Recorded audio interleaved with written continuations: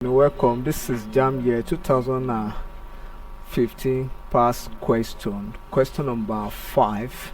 Question number 5 says a major consequence of colonialism on Nigeria is dash.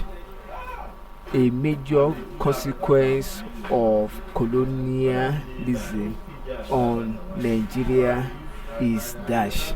I want to talk of consequence, that is bad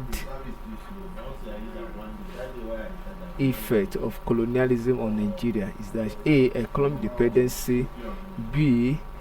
The attainment of equal status with Europe, C. Suppression of state structures, D. Upliftment of its images, that is uplifting Nigeria society, then suppression of state structure, that is Nigeria system, the attainment of equal, that is struggle with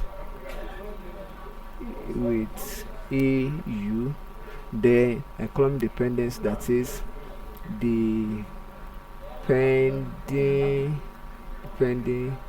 on Europe, and so on. So option A is the correct answer, because the consequence is that Nigerian government depend on Europe or advanced nation economically. Thank you, and share, subscribe for more videos.